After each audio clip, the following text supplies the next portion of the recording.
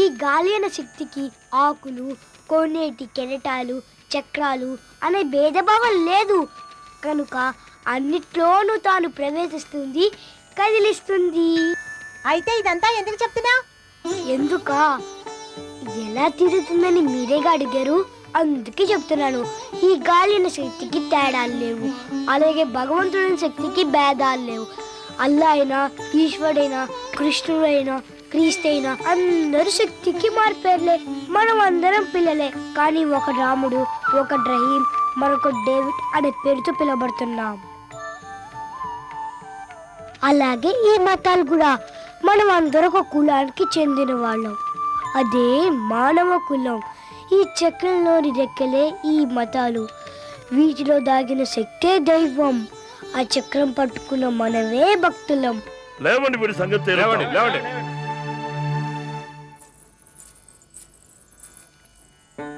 లా ఇలాహు ఇల్లల్లాహు ముహమ్మదర్ రసూలుల్లాహ్.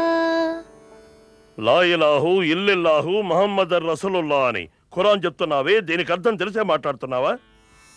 తెలుసు, భగవంతుడు ఒక్కడే అని అర్థం. మళ్ళీ ఇక్కడికి వచ్చావా బాబు?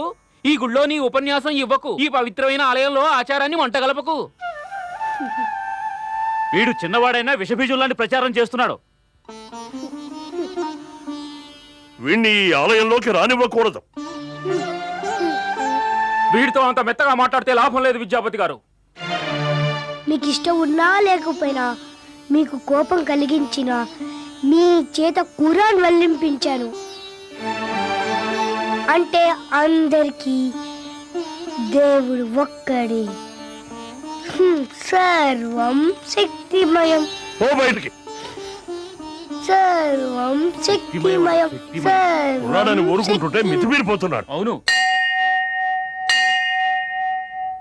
రారా, మాకు పెద్ద సమస్య అయిపోయావు. కులం, మతం, అలవాట్లు, పద్ధతులు ఒకరి వల్ల మారేవి కావురా. మిఠాయిలు తినే చిన్న వయసులో మతాలన్నీ ఒకటిగా భావించబట్టు నీ పని కాదురా. అందరూ నిన్ను పిచ్చివాడిలా, నన్ను నేరస్తులా చూస్తున్నారు. నిన్ను కంటికి రెప్పలా చూసుకుంటున్నాను. కానీ నువ్వు అధిక ప్రసంగాలు చేస్తూ ఆగతాయిలా తిరుగుతూ ఎందుకు కొరగాలబడిపోతున్నావు? చిన్నవాడి, నీకు ఎలా చెప్పాలో నాకు తెలియటం లేదు. చిన్నవాడని మీరే అంటున్నారు కదండి, ఎందుకంటే వీడి మీద విరుచుకుపడుతున్నారు? చూడండి, తలలు నెరిసిన తరాల మధ్య ఇంకా అంతరాలను పెంచేవాళ్ళు ఉన్నారు. కానీ చిగురుటాకు లాంటి చిన్నవాడు పెద్దలు చెయ్యని పనులు చేస్తే సిగ్గుపడాల్సిన వాళ్ళు చీదరించుకోవడం ఏం న్యాయం అండి? పాలు పోసి బిడ్డను పెంచే తల్లి పరుల శాపాలను కోరుకోదు కదా. మనవాడి మంచితనం అందరికీ మంచిగా కనిపించదు. వీడి వల్ల మనకు తలవంపులు వస్తే నేను తట్టుకోలేను. ఏమండి, ఈ బాబు ఆ దేవుని వరప్రసాదం అండి. ఎందుకు ఈ బాబు వల్ల భవిష్యత్తులో ఈ జగత్తుకి ఏదో మంచి జరగాలని ఆ దేవుని సంకల్పమేమో. అయినా మన చుట్టూ మంచివాళ్ళున్నంత వరకు మన బాబుకి ఏ ఆపద రాదండి. వీడెవ్వరికి తలవంపులు తేడండి. చూస్తాగా ముందు ముందు ఏం చేస్తాడో. ఆ భయం మీకు అక్కర్లేదండి, నేను చూసుకుంటానుగా. చూడు బాబు, ఈకెప్పుడు నేను చెప్పిన మాటలే వినాలి. మీ నాన్నకి ఏ చెడ్డ పేరు తీసుకురాకూడదు. నేను తప్పు చేయలేదమ్మా. దేవుడి దృష్టిలో మానవులంతా సమానమే చెప్పాను, అంతే. చూసారా, ఇది వీడి నైజం. పటేల్ సాబ్. ఎవరు? ఇవాళ అటో ఇటో తెలుసుకోవాలి. కుర్రాడు ఆగడాలు అరికట్టమని చెప్పాలి. అంతా ఇలా వచ్చారు? పటేల్ సాబ్, ఏ అచ్చా నై. మీ అబ్బాయి మాది మసీదులో మంత్రాలు చెప్తూ ఉన్నాడు, అది తప్ప నీ చెప్పాలి. మసీదులో అల్లాహు అక్బర్ అండం పోయి అంతా మీ రామమయం అంటే ఎట్లా చెప్పండి పటేలు సాబ్? పటేల్ గారు, రామాలయంలో కూర్చుని ఖురాన్ గురించి చెప్తే ఎలాగండి? గీత గురించి చెప్పవలసిన చోట ఖురాన్ గురించి చెప్పడమా? పటేల్ భాయ్, మీది భగవద్గీత మీరు చదువుకోండి, మాది ఖురాన్ మేం చదువుకుంటాం. ఇక్కడిది హక్కడ, హక్కడిది హిక్కడ వద్దు బాయ్. ఎవరి మతం వాళ్ళది, ఎవరి నమ్మకం వాళ్ళది. మీ వాడు చిన్నవాడు, చదువుకోవలసిన వాడు. వాడు ఈ దైవ చింతన గురించి ప్రచారం చేయడం పిందెలోనే పండిపోవడం వంటిది. ఇది మీకు వాడికి మంచిది కాదు. ఆగండి. పిందెలోనే పండిపోవటం, ప్రచారాలు చేయటువంటి మాటలు మీరు మాట్లాడకూడదు. వాడు పసివాడు. మతం అంటే ఏమిటో, కులం అంటే ఏమిటో వాడికి తెలియదు. వాడి చిన్నతనంలోనే ఏదో భక్తి ప్రభావం పెరిగిపోయింది. భగవన్నామ స్మరణ చేసే పిల్లలందరూ పిందెల్లోనే పండిపోయిన వాళ్ళైతే అంతకన్నా అదృష్టం ఏముంటుంది? మీ వాడు పసివాడని వాడి భక్తి మంచిదని అంటారా? చెడ్డది అని ఎవరంటారండి? భక్తి మంచిదా కాదా అని కాదు చర్చ. వాడు దేవుని గురించే మాట్లాడుతున్నాడు. దేవుడనే శక్తికి మతాలన్నీ ఒక్కటని భాష్యం చెప్తున్నాడు. సర్వమత సమ్మతం, మత సామరస్యం కోరుకునే జ్ఞానం వాడికి ఈ చిన్న వయసులోనే ఆ దేవుడు ప్రసాదించేందుకు మనం గర్వించాలి గాని గర్హించకూడదు. పటేల్ సాబ్, మీ బేటాని మసీదులో మంత్రాలు చదవద్దని చెప్పండి, మాకంతే చాలు. మీ వాడు చేసింది సరేనని మీరు వాదించడం సబబు కాదు. హిందువు హిందువే, మన మతం మన సంప్రదాయం మనదే. అందరూ బాహ్య నేత్రాలతో గాక మనోనేత్రాలతో మంచిని చూసి జ్ఞాన నేత్రాలతో దాన్ని గ్రహించినప్పుడే మతాలన్నీ ఒకటే అనే నిజం ధ్రువం అవుతుంది. తప్పు వాడిది కాదు, మనది. మనం గడ్డి మొక్కల్లా ఉంటూ మరి చెట్టును విమర్శించటం మన తప్పు. పటేల్ గారు, మీతో వాదన మాకు అనవసరం. మీ వాడు మరోసారి గుళ్ళో ఖురాన్ చదివితే మిమ్మల్ని, మీ కుటుంబాన్ని ఈ కులంలోంచి మతంలోంచి వెలివేయాల్సి ఉంటుంది. జాగ్రత్త. పదండి. వెలివేయాల్సి వస్తుంది ఏమిటి? వెలివేసే అంతే మరి. అంతే. అనుకుంటున్నారా? బాబు, విన్నావా వాళ్ళ మాటలు? మనకి గుడి వద్దు, గోపురం వద్దు, మసీదు వద్దు, చర్చ్ వద్దు. ఇంకెప్పుడు నువ్వు అక్కడికి వెళ్ళకూడదు. ఏ చూసావా, వీడు వరప్రసాదం అనుకున్నాను. వీడి విజ్ఞానం వివేకం ప్రజలకు అర్థం కావటం లేదు. తప్పు వీడిది కాదు, కానీ సంఘం అనేది ఒకటి ఉంది. దానికి ఆచారాలు, న్యాయాన్యాయాలతో పనిలే నీతులు కొన్ని ఉన్నాయి. అవి నీకు అర్థం కావు. బాబు, విన్నావా వాళ్ళ మాటలు? విన్నావా వాళ్ళ మాటలు? ఇంకెప్పుడు వెళ్ళకు, ఇంకెప్పుడు వెళ్ళకు, ఇంకెప్పుడు అటు వెళ్ళకు. ఏమండి, ఏమండి, కూర్చోండి. ఏమండి, ఏమండి, ఏమండి, ఏమైందండి? బాబు, మంచులు తీసుకురారా. ఏమండి?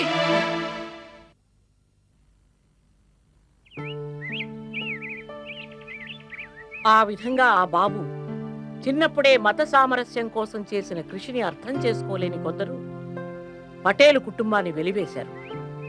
ఆ అవమానాన్ని భరించలేక పటేలు మరణించారు.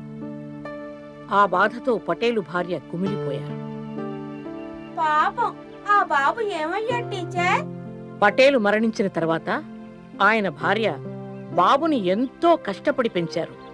బాబు ఆకతాయిగా తిరుగుతూ అప్పుడప్పుడు సాటి పిల్లలతో చిన్న చిన్న కలహాలు తెచ్చుకునేవాడు.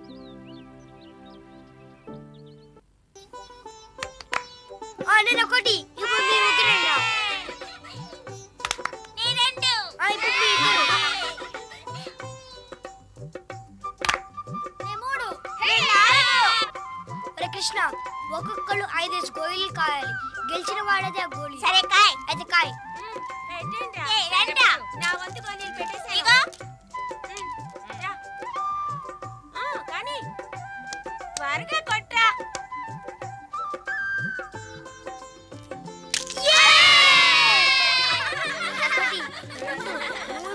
నాలుగు, 5. ఈ గోళీలన్నీ నేనే గెలిచారు.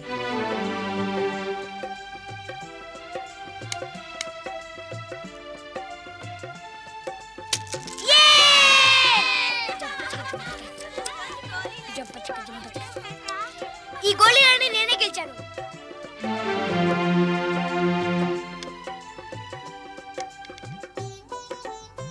కృష్ణ, నువ్వు కొట్రా. సరే.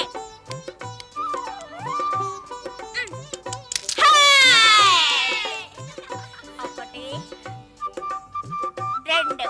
ఇవి నేను గెలిచాను. కృష్ణ, నువ్వు తప్పు, నేను కొడతాను. వీడే మాత్రం కొట్టాడో చూద్దాం.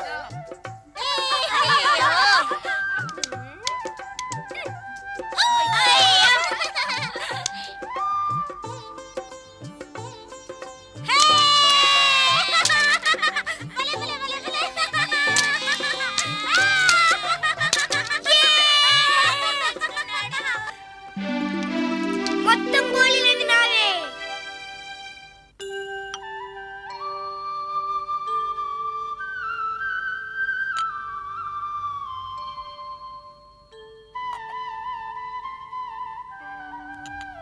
ఏ ఆగు, దాన్ని ముట్టుకోకు.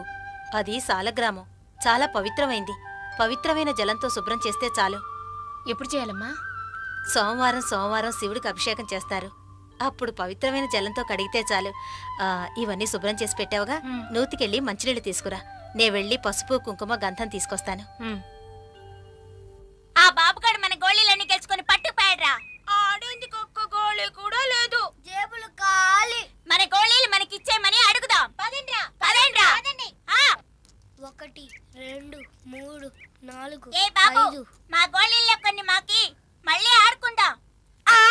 తమాసా ఎవరైనా గెలుచుకున్న గోళీలు మళ్ళీ ఇస్తారా ఏంటి?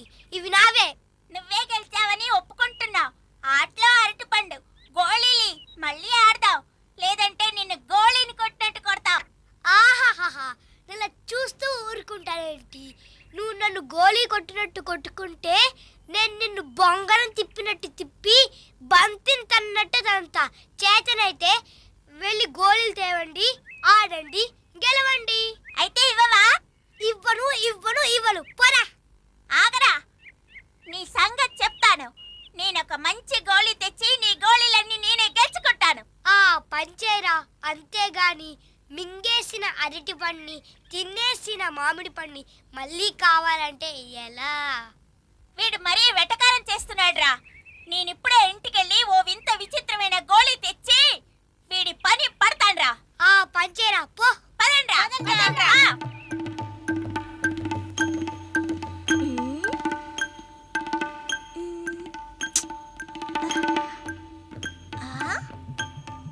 ఇక్కడ లేదే.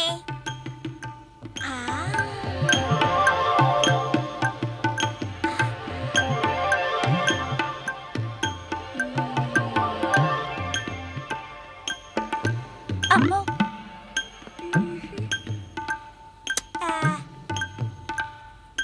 ఈ గోళీ బాగుంది. దీంతో ఆడితే తప్పకుండా గెలుస్తాను. వాడి పని పడతాను. టట్టడా.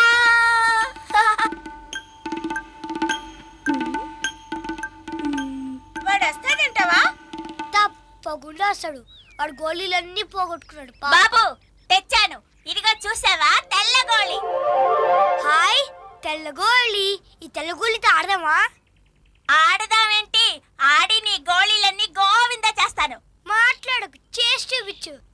ఈ గోళీని నువ్వు కొట్టలేకపోతే నా 10 గోళీల్ని నాకు ఇచ్చేయాలి. సరే, ఒకవేళ ఈ గోళీని నేను కొట్టాననుకో, ఈ తెల్ల గోళీ నాదే. అయితే 10 గోళీలు పెట్టు.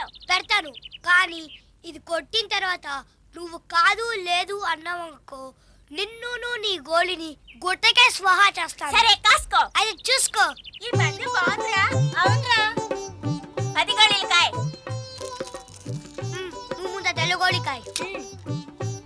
నువ్వు స్వాహా చేయడానికి ఇది మామూలు గోళీ కాదురా, మంత్రించిన గోళీ. మంత్రం తంత్రం మన దగ్గర పనికిరాదు. నేను మంత్రించనుకో, చెట్టు మీద చింతకాయలు కూడా కింద రాలుతాయి. అయితే ఆడు. ఇందాక ఒకసారి నువ్వు ఓడిపోయావు కాబట్టి ముందు నువ్వే ఆడు. సరే, ఇప్పుడు చూడు నా తడాక. హై! ఛ! ఇప్పుడు నువ్వు ఆడు. ఒరే కృష్ణ, ఇప్పుడు నువ్వు ఉండు, నేను ఆడతా.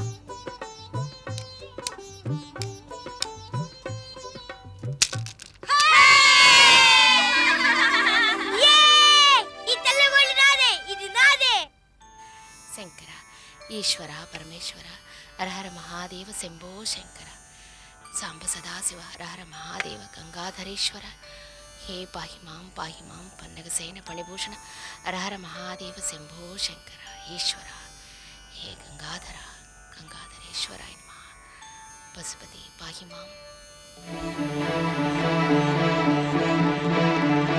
ఇక్కడ సాలగ్రామం ఉండాలి. ఏది?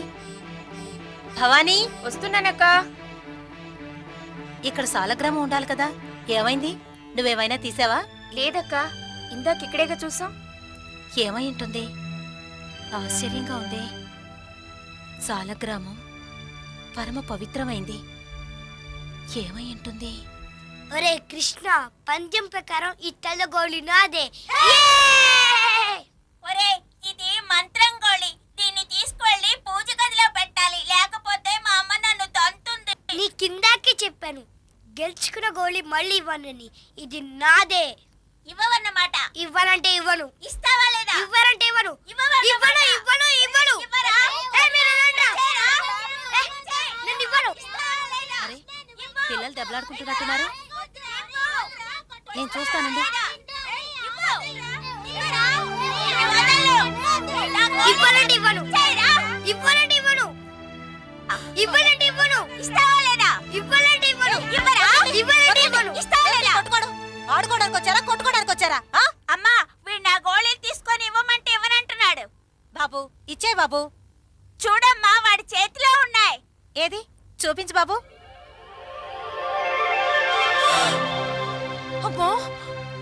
అది సాలగ్రాము, గోళీ కాదు. ఏయ్, దీన్ని ఎందుకు తీసుకొచ్చావు? ఇది కనిపించడం లేదని కంగారు పడిపోతున్నాను. పూజకదంతా వెతుకుతున్నాను. బాబు, అది గోళీ కాదురా, పరమ పవిత్రమైంది శివలింగం. ఇవ్వమ్మా. ఇమ్మంటుంటే ఇచ్చేరా. ఇవ్వు. ఇమ్మంటుంటే ఇవ్వరా. ఇవ్వు. ఇమ్మని చెప్తున్నాను కదా. ఇవ్వు.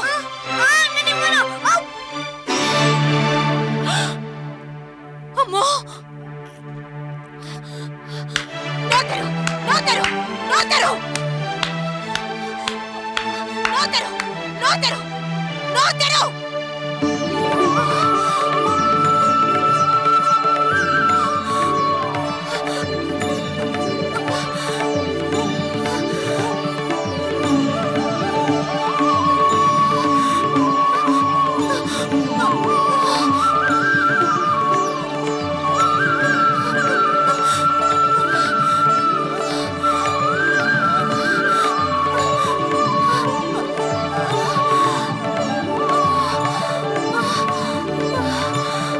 పవిత్రమైన శివలింగాన్ని ఎలా మింగేసి మలినం చేశాడో, ఇలాంటి విడ్డూరం ఎక్కడైనా ఉంటుందా? వీడితో సావాసం చేస్తే మన పిల్లలు కూడా ఇలాగే తయారవుతారు. పెంపకాలను బట్టి ప్రవర్తన. పదండి పదండి.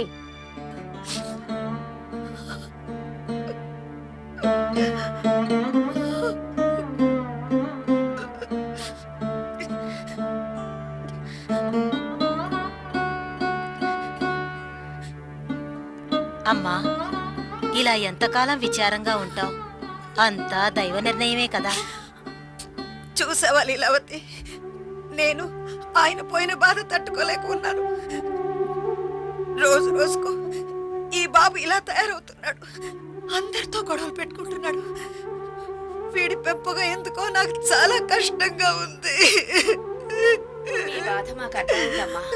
ఈ బాబు ఆకతాయిగా తిరుగుతూ అందరి శాపాలు పడుతూ ఇక్కడ ఉండడం నాకెందుకో ఇష్టం లేదు.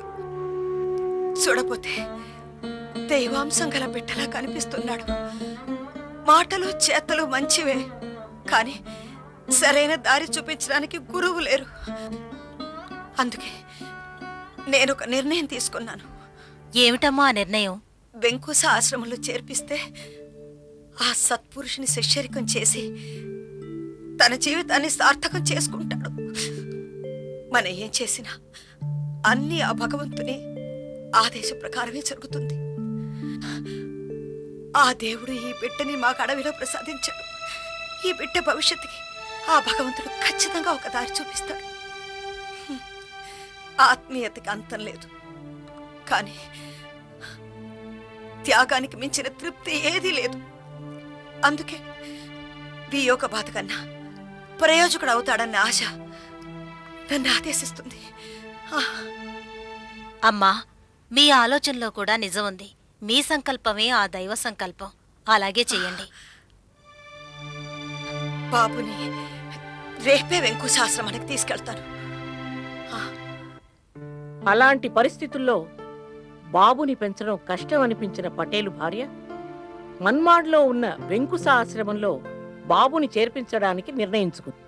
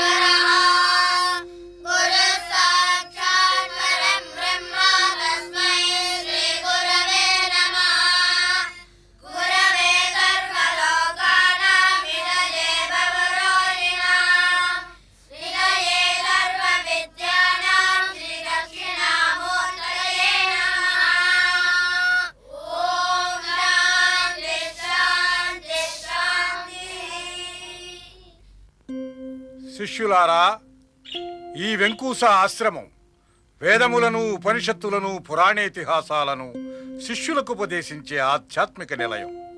అది మీ అందరికీ తెలిసినది.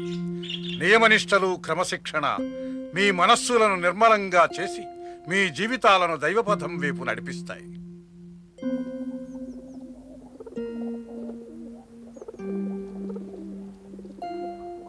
ఎప్పటికప్పుడు వేదాంత విషయాలను మీకు ఉపదేశిస్తున్నాను.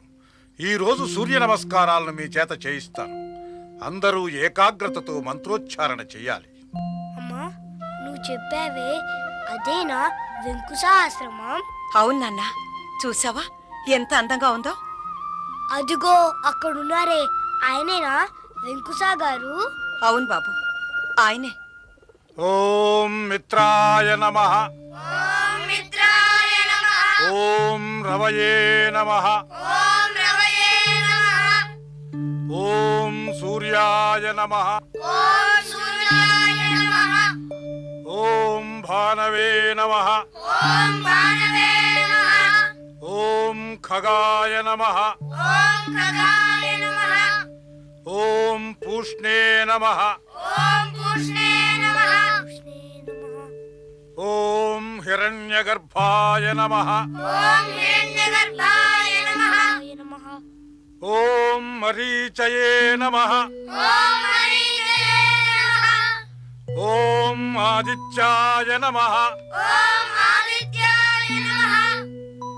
ఓం సవిత్రే నమః. ఓం అర్కాయ నమః. ఓం భాస్కరాయ నమః. ఓం మిత్ర రవి సూర్య భాను ఖగపూష్ణ హిరణ్యగర్భ మరీచ ఆదిత్య సవిత్రార్క భాస్కరః.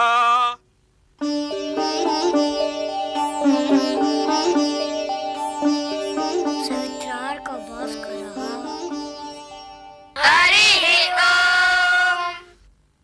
మంచిది. ఇప్పుడు మీరు వెళ్ళి ఆదిత్య హృదయం పఠించండి. ఆదిత్య హృదయం యొక్క విశిష్టతను తర్వాత చెప్తాను. వెళ్ళండి, వెళ్ళండి.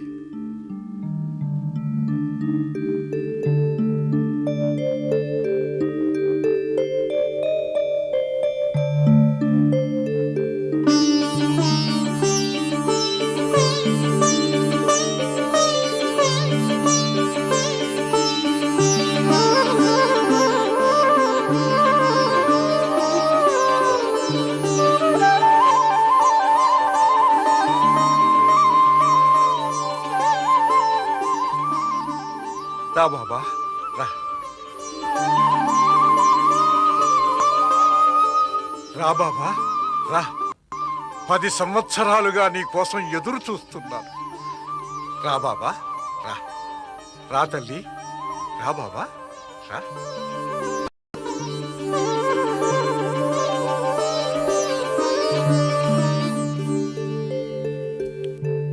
చూడు తల్లి, ఇన్ని సంవత్సరాలుగా ఈ బాలునికి సేవ చేసే అదృష్టం నీకు మాత్రమే లభించింది. అది నీ పూర్వజన్మ సుకృతం. నీ జన్మ ధన్యమైనది. ఈ బాలుడు మానవ రూపంలో ఉన్న దేవుడు. ఇతని రాకతో ఈ ఆశ్రమం కూడా పావనమైనది. అవును స్వామి, ఈ బాలుడు అందరిలా సామాన్యుడు కాదని నాకు తెలుసు. అందుకే పవిత్రమైన మీ ఆశ్రమంలో ఈ బాలుని గురుకుల వాసంలో ఉంచాలనుకుని తీసుకొచ్చాను. ఆ శ్రీరామచంద్రుడు విశ్వామిత్రుని శిష్యరికం చేసినట్టే ఈ బాలుడు మీ శిష్యరికం చేస్తే అతనికే మంచిది.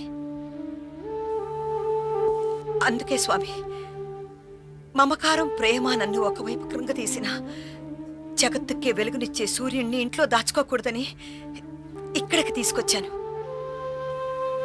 స్వామి, మీరు అనుగ్రహించి ఈ బాలుని మీ శిష్యునిగా స్వీకరించాలని ప్రాధేయపడుతున్నాను స్వామి. తప్పకుండా ఈ బాలుని నేను స్వీకరిస్తున్నాను తల్లి.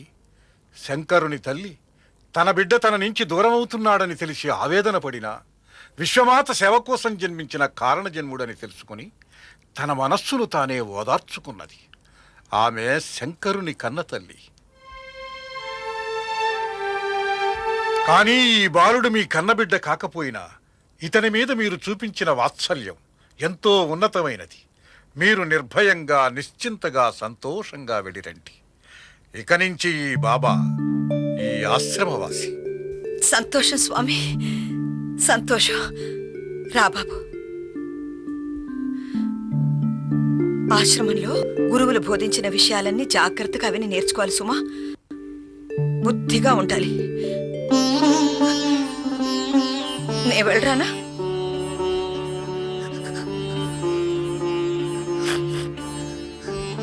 స్వామి, నేను సెలవు తీసుకుంటాను. నన్ను అనుగ్రహించండి. అలాగే తల్లి.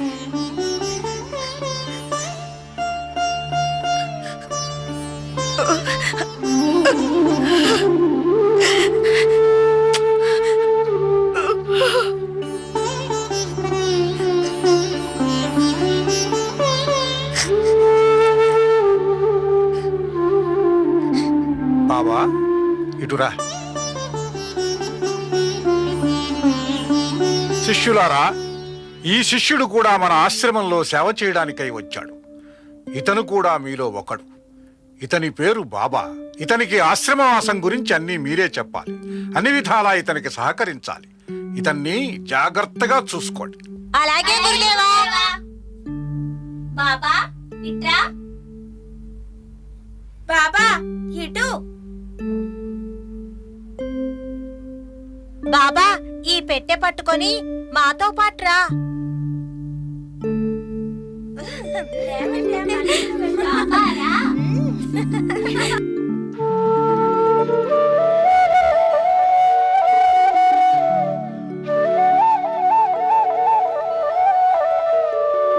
శిష్యులారా, నిన్న సూర్య నమస్కారాలు నేను చెప్పగా మీరు చేశారు. ఇప్పుడు నేను చెప్పకుండా మీరు సూర్య నమస్కార మంత్రోచ్చారణ చెయ్యాలి.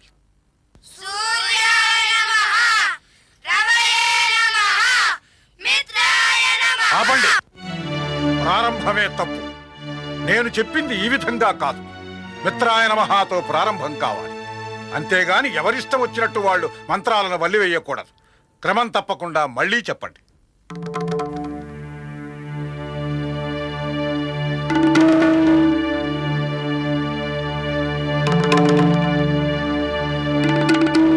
అంటే నిన్న చెప్పిన సూర్య నమస్కారాలు మీలో ఏ ఒక్కరి మనసులోకి ఎక్కలేదన్నమాట.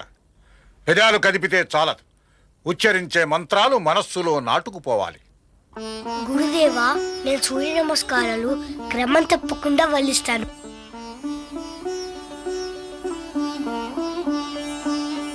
నువ్వు నిన్ననే కదా బాబా ఆశ్రమంలో చేరావు? అవును గురుదేవా. ఏది చెప్పు. ఓం మిత్రాయ నమః, ఓం రవయే నమః, ఓం సూర్యాయ నమః, ఓం బాణవే నమః, ఓం ఖగాయ నమః, ఓం పూష్ణే నమః, ఓం హిరణ్య గర్భాయ నమః, ఓం మరీచాయ నమః, ఓం ఆదిత్యాయ నమః, ఓం సవిత్రాయ నమః, ఓం అర్కాయ నమః, ఓం భాస్కరాయ నమః. ఓం మిత్ర రవి సూర్య భాను ఖగ పూష్ణ హిరణ్య గర్భ మరీచ ఆదిత్య సవిత్రార్క భాస్కర. చాలా చక్కగా చెప్పావు బాబా. ఎప్పుడు నేర్చుకున్నావు? ఎవరు నేర్పారు? గురుదేవా, మీరు నిన్న మీ శిష్యులకు చెప్పినప్పుడు నేను విన్నాను. మీరే నాకు ఈ మంత్రాలు నేర్పించారు. చూశారా, నిన్న నేను చెప్పిన మంత్రాలు తను విన్నాడు, మనస్సులో దాచుకున్నాడు. ఏకాగ్రత, విజ్ఞాన సముపార్జన చేయాలనే మనస్తత్వం ఉన్నవారే దేన్నైనా సాధించగలరు. శరీరం ఒకచోట మనసొక చోట ఉంటే అక్కడ జ్ఞానం శూన్యం అవుతుంది, శిష్యరికం అర్థరహితం అవుతుంది. ఈ చిన్నవాడు మీకన్నా మిన్నవాడు. బాబా, నువ్వు నా శిష్యుడివి కావడం నిజంగా నా అదృష్టం. మీరు వెళ్ళి సూర్య నమస్కారాలు మననం చెయ్యండి. ఆ తర్వాత ఆశ్రమం పనులు చెయ్యండి. వెళ్ళండి. బాబా, నువ్వు నా కూడా రా.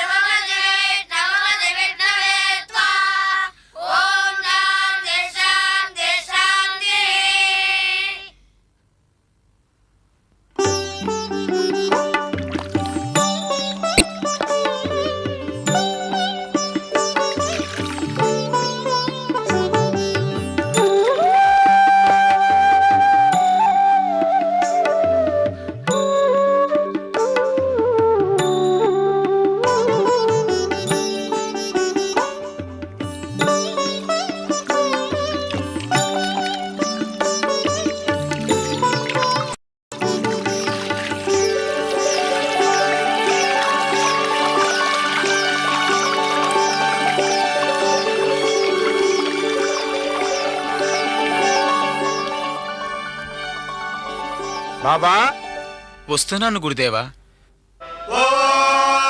భద్రం కర్ణేభిः శృణుయామదేవాः భద్రం పశ్యేమాక్షభిర్యజత్రాः శ్రీరంగైः తత్తువాగుంసస్తనూభిः వ్యజేమదేవహితం యదాయుः స్వస్తి న ఇంద్రో వృద్ధశ్రవాः స్వస్తి న పూషా విశ్వవేదాः స్వస్తి నస్తాక్షో అరిష్టనేమిః స్వస్తి న బృహస్పతిర్దధాతు తచ్చంయోరావృణీమహే ఘాతం యజ్ఞాయ ఘాతం యజ్ఞపతయే స్వస్తి నస్తరః స్వస్తి మానవేభ్యః ఓం రజయకాభయజయం సన్నాహసోజుపదే సన్నదరసపదే ఓం శాంతి శాంతి శాంతి.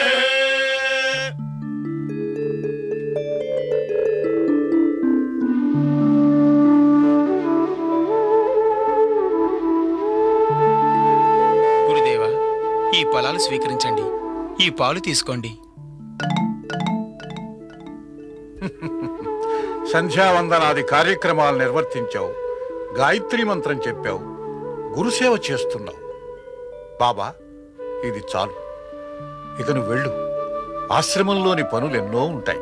పర్వాలేదు గురుదేవా, మీరు విశ్రాంతి తీసుకోండి. మీ సేవ చేయడం నాకెంతో సంతోషంగా ఉంటుంది. ఆశ్రమంలోని పనులన్నిటితో పాటు మీ సేవ కూడా నా పనిగా భావిస్తున్నాను. భాగ్య, చూసావా బాబుకు దక్కిన భాగ్యం? ఈ శిష్యరికం ఇలాగే సాగితే మన ఇరువురం ఆశ్రమం వదిలి అడవులకు పోవాల్సిందే.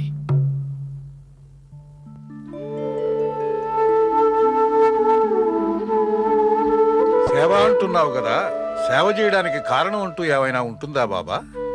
చెట్టు తన శరీరాన్ని, చెరువు తన నీటిని, పుష్పం తన పరిమళాన్ని, ఫలం తన రుచిని మనకు అందిస్తున్నాయి గురుదేవా. ఇవేవీ ఫలితాన్ని ఆశించడం లేదు. అలాగే సేవకు కూడా కారణం లేదు. కారణం లేకుండా చేసే సేవకు సేవ అని చెప్పవలసిన అవసరం లేదు. అందులో ఒక అనిర్వచనీయమైన అనుభూతి ఉంది. ఆ అనుభవంలోనే ఒక తృప్తి కూడా ఉంది. నాకు మాత, పిత, గురువు, దైవం అన్నీ మీరే కదా గురుదేవా. గురువు గారికే శిష్యుడు ఉపదేశాలిస్తున్నాడు, ఆయన కూడా వింటున్నాడు. తొండ ముదిరితే ఊసరవెల్లవుతుంది. ముదరక ముందే తప్పించాలి. శిష్య, ఎంత చక్కగా చెప్పావు. భావగర్భితమైన మాటలు చెప్పావు. ఆలోచింపజేసేవిగా ఉన్నాయి నీ మాటలు.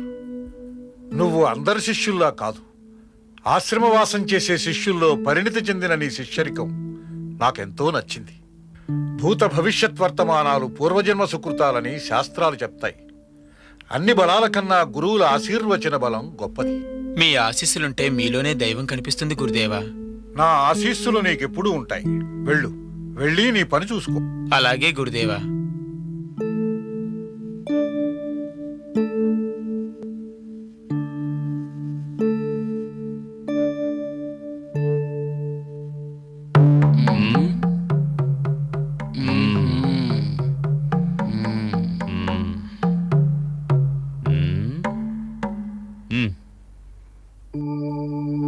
వివేకమూర్తి, ఇన్ని సంవత్సరాలుగా మనం స్వామివారి శిష్యరికం చేస్తున్నాం.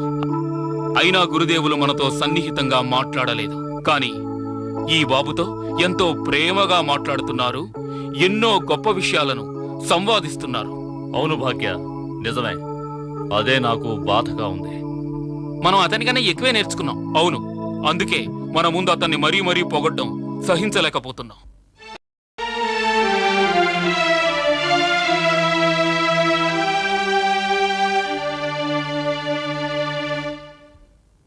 గోశాలను శుభ్రం చేయమన్నాను. మీరందరూ ఇక్కడే ఉన్నారే? చెప్పరా. బాబు చేస్తున్నాడు గురుదేవా, అందుకే. ఆ బాబా గోశాలనే కాదు, ఆశ్రమ ప్రాంగణం తానొక్కడే శుభ్రం చేశాడు. ఆసక్తి గల వారికే ఆశ్రమవాసంలోని నియమాలు, క్రమశిక్షణ అర్థమవుతాయి. అప్పుడు గాని శిష్యరికం సాధించవలసిన దాన్ని సాధించలేదు. ఆచరణ లేని శిష్యరికం వల్ల ప్రయోజనం లేదు. ఎన్ని సంవత్సరాలు ఆశ్రమంలో శిష్యరికం చేసినా చేరవలసిన గమ్యాన్ని చేరలేరు మీరు.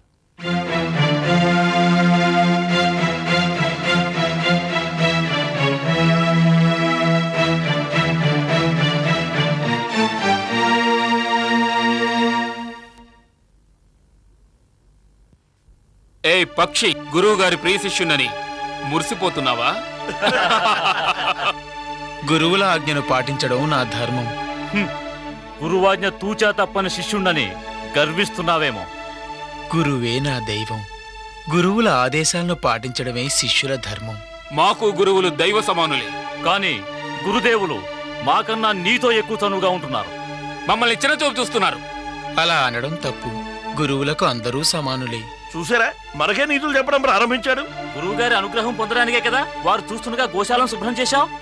శరీరానికి స్నానం ఎలాగో నివాస స్థలాన్ని శుభ్రంగా ఉంచుకోవడం అలాగే. అది చెప్పి చేయవలసింది కాదు. నీతులు వల్లించుట నీ పని కాదు. గురువు ఉందనేగా నీ ధైర్యం. చెప్పవా ఏం చేయగలవు? అనవసరంగా చేసుకోకండి. చేసుకుంటే ఏం చేస్తావట? ఏం చేస్తావో చెప్పు. చెప్పు. చెప్పవా ఏం చేయగలవు? చెప్పు.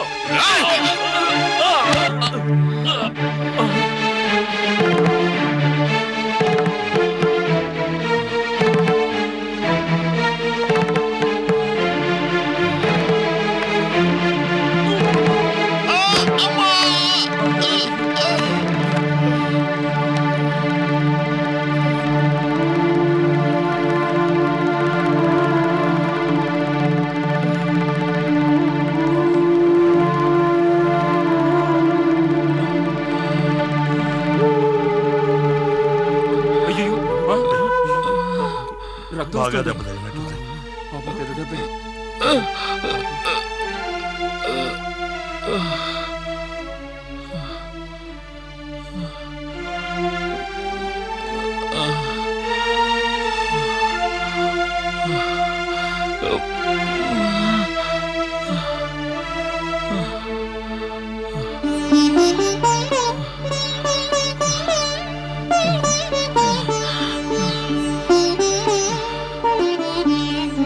బాబాని ఆశ్రమం లోపలికి తీసుకువెళ్ళండి. అలాగే అలాగే గురుదేవా. గురుదేవా.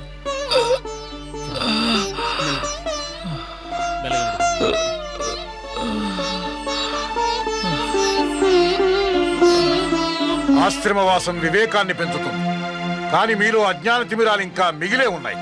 కామ, క్రోధ, లోభ, మోహ, మదమాత్సర్యాల్లో ఒకటైన క్రోధం అసూయ వల్ల జన్మిస్తుంది.